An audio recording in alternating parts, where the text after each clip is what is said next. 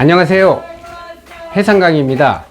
제가요 지금부터 시청자님을 스위스의 융프라우보다 아름답고 히말라야의 안나푸르나보다 멋진 곳으로 안내하려고 합니다.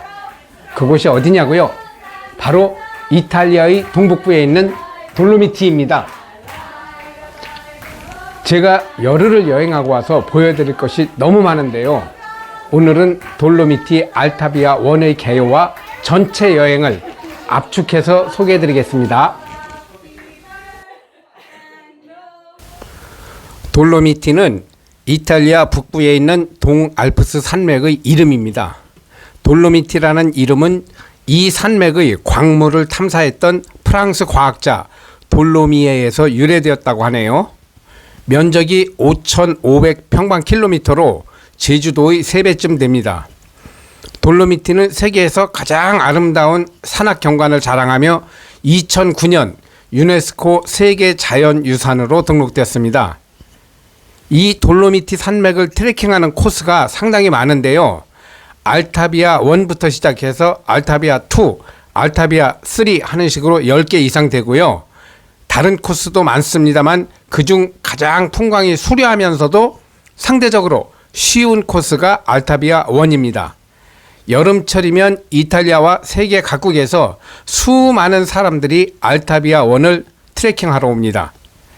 알타비아 1 트레킹은 브라이에스 호수에서 시작해서 남으로 125km를 걸어 라피사에 도착하는 여정으로 10일 정도가 소요됩니다. 하루 15 내지 20km 정도를 걷고 산장에서 자고 다시 다음날 같은 거리를 걷고 또 산장에서 자는 식으로 트레킹을 계속하는데요, 우리나라 설악산이나 지리산의 대피소처럼 산장 예약이 어렵기 때문에 산장 예약을 못하는 경우는 호텔에서 숙박을 하면서 트레킹을 해야 합니다. 그러니까 백두대간을 타는 것처럼 1일차를 끝내면 시내의 호텔로 와서 잔 후에 다음날 전날 종료 지점으로 가서 다시 트레킹을 이어가는 겁니다. 저는 5일은 시내 호텔을 오가며 트레킹을 했고요, 이틀은 산장에서 숙박을 했습니다. 지금부터 제가 여행한 코스를 전체적으로 간단히 보여드리겠습니다.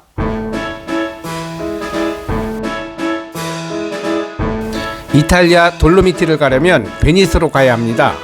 에미레이트 항공기를 타고 인천공항을 출발했습니다. 두바이에서 내려 베니스행으로 갈아탔죠. 베니스에서 알타비아 트레킹의 거점 도시인 코르티나 단페초까지 버스를 탔는데요, 처음에는 포도밭이 한참 나오더니 산악지역이 시작되면서 그림 같은 풍경이 나타납니다. 버스 안에서 본 경치만으로도 본전을 다 뽑았다는 생각이 들어 트레킹은 보너스로 여기고 싶더군요. 코르티나 단페초에서 하룻밤을 잤습니다. 트레킹 첫날 아침이 밝았습니다. 트레킹의 출발지인 브라이에스 호수로 이동합니다. 버스로 이동 중인데도 도저히 눈을 뗄 수 없는 풍경이 계속 나타납니다. 드디어 트레킹 시작입니다.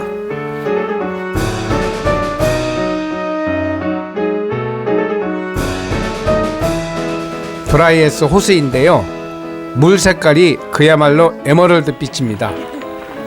선남 선녀들이 보트를 타며 절경을 즐기고 있습니다. 기쁨도 잠시, 고난도의 오름길이 나타납니다. 쉬운 줄 알았는데 오색에서 대청봉 오르는 수준의 깔딱고개입니다. 너무 힘들면 경치도 눈에 들어오지 않죠. 헉헉거리며 고갯마루에 올라서니 이런 풍경이 펼쳐지네요. 전혀 보이지 않다가 정상에서야 비로소 정원처럼 멋진 풍경이 확 열리니 힘들게 올라온 기억이 금방 사라지고 탄성이 나옵니다.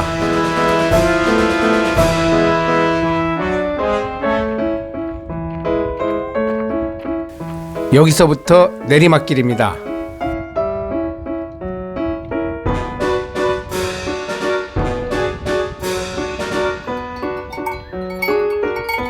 얼룩배기 황소가 해설피 금빛 게으른 울음을 우는 곳 목장을 지나 첫날 산행을 마쳤습니다.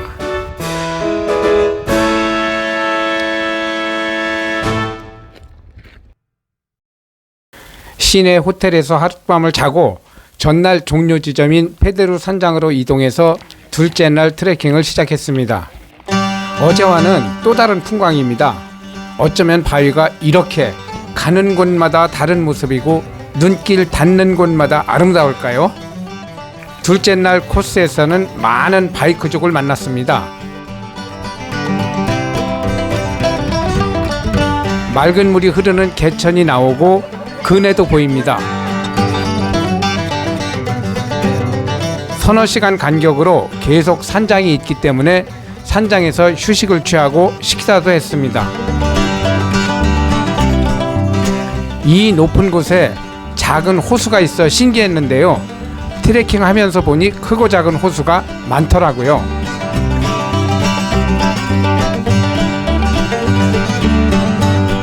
트레킹을 계속해서 산자락에 있는 카파나 알피나 식당에서 일정을 마무리했습니다.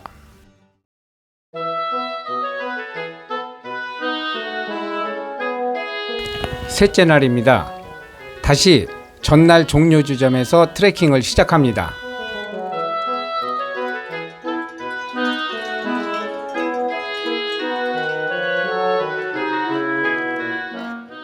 목장을 지나 댐의 제방처럼 가파른 길을 지그재그로 올라가니 야생화가 만발한 평원이 나오네요. 다시 험한 갈지잣길을 올라가 도착한 곳은 제1차 세계대전 당시 이탈리아군과 오스트리아군의 격전지였다는 요새입니다.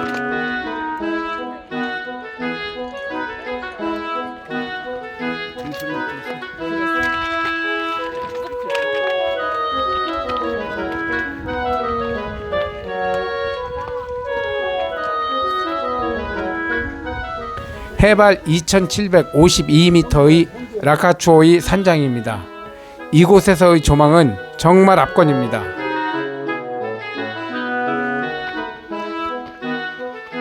내친 김에 십자가산까지 다녀왔습니다.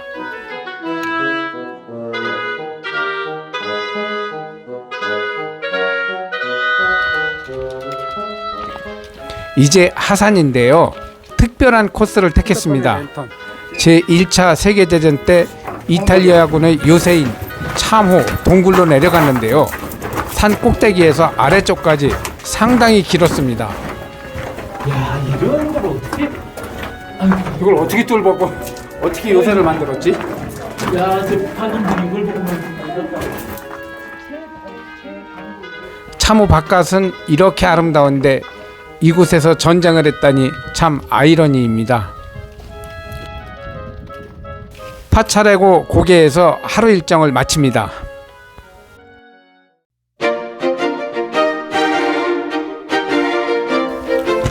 파차레고 고개에서 4일차를 시작합니다.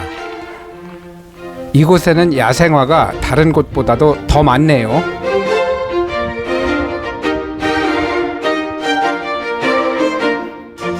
야생화도 보고 돌길도 걷습니다.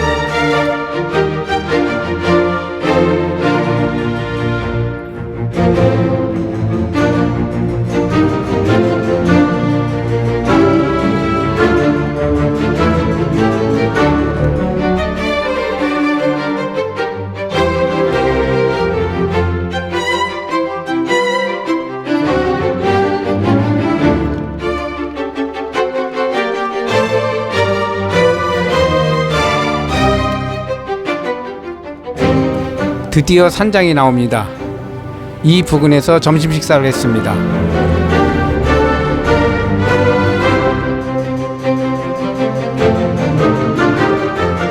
편한 길을 내려가면 돌로미티 소개할 때 자주 등장하는 아름다운 춘케토리가 나옵니다. 정말 한 폭의 그림입니다.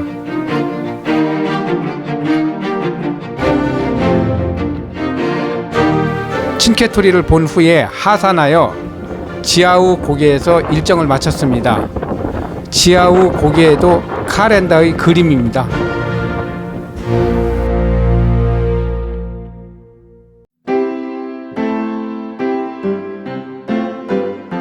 (5일째로) 접어들었습니다. 지아우 고개에서 트레킹을 시작합니다. 힘겨운 경사를 치고 올라오니 예쁜 호수가 나옵니다.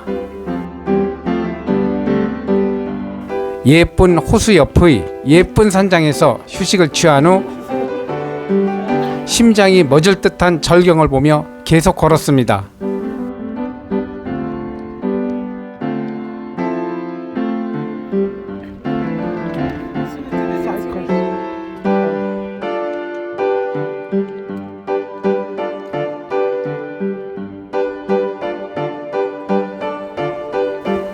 그러다가 산장이 나오면 또 맥주로 목을 축이고 떠납니다.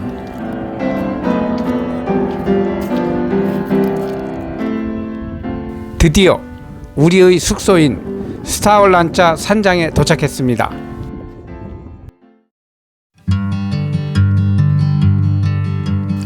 산장에서 하룻밤을 자고 식사를 한 후 6일차 트레킹을 시작합니다.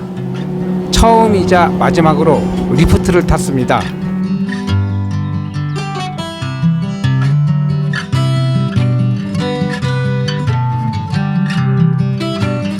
6일차에는 특별한 일이 많았습니다. 트레킹 중 처음으로 양떼를 보았습니다. 소와 말은 많이 보았지만 양은 처음이었네요.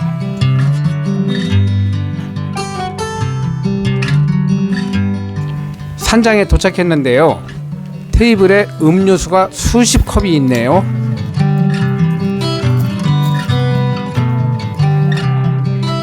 바로 이날이 돌로미티 산악 마라톤이 열리는 날이었습니다. 수백 명이 산악 마라톤에 참가하고 있고 응원 열기가 대단합니다.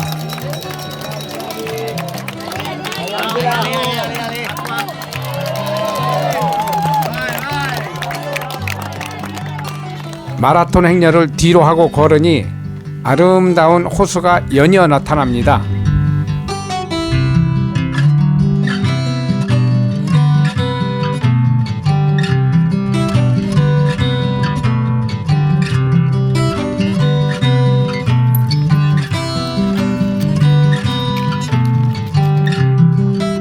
다시 초원과 돌길을 걸어 숙소인 바졸로 산장에 도착했습니다.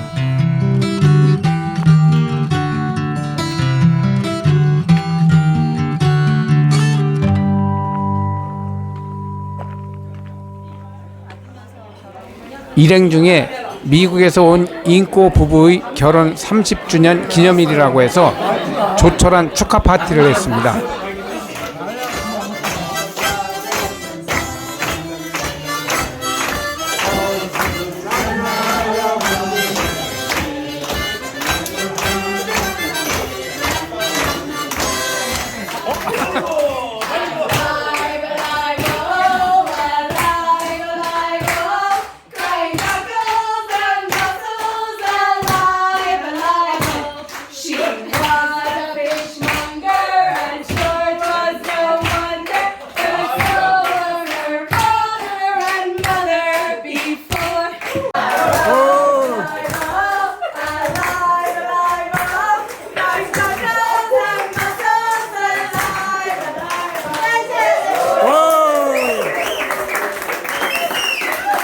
Gracias.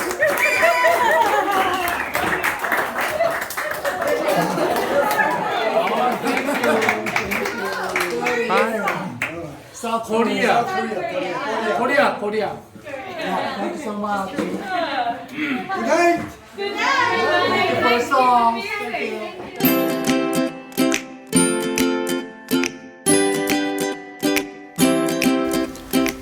바졸로 산장의 아침이 밝았습니다. 7일차 트레킹을 시작합니다. My friend, have a great day. See you.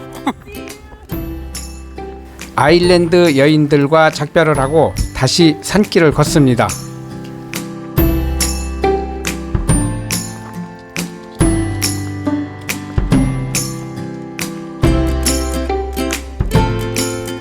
멀리서 보던 거대한 암봉 바로 아래를 우리가 지나가고 있습니다. 산장에 도착해서 점심 식사를 하고 마지막 목적지를 향해 발길을 옮깁니다.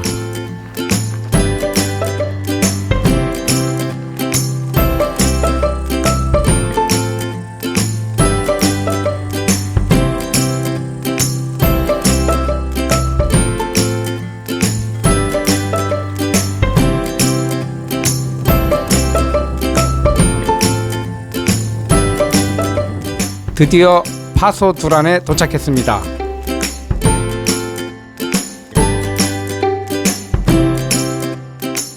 알타비아 1은 라피사까지 계속 이어지지만 시일이 부족하고 남은 구간의 풍광이 특별하지 않다고 해서 우리의 알타비아 1 트레킹은 여기까지만 계획했습니다. 7일의 대장정을 마치고 코르티나 담페초의 호텔로 돌아왔습니다.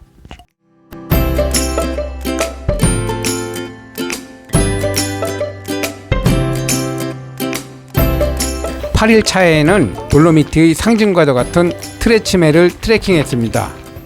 워낙 거대해서 가까이서는 제 모습을 볼 수 없고 멀리 가야 전체적인 모습이 보입니다. 시간이 부족해 충분히 둘러보지 못한 것이 아쉬웠습니다.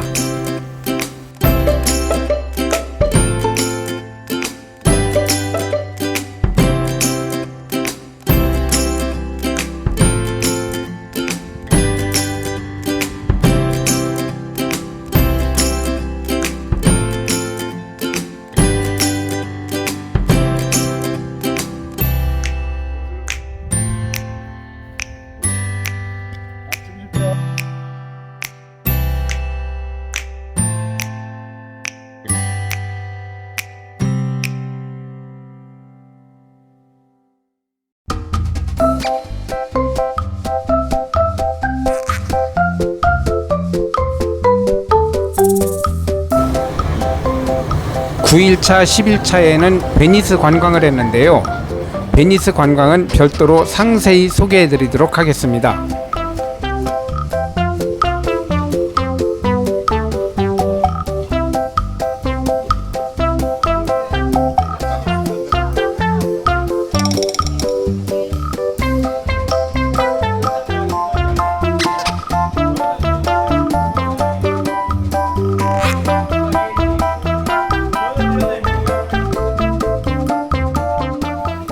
이상 12박 13일의 이탈리아 여행, 돌로미티 트레킹 8일과 베니스 여행 2일을 소개해 드렸는데요.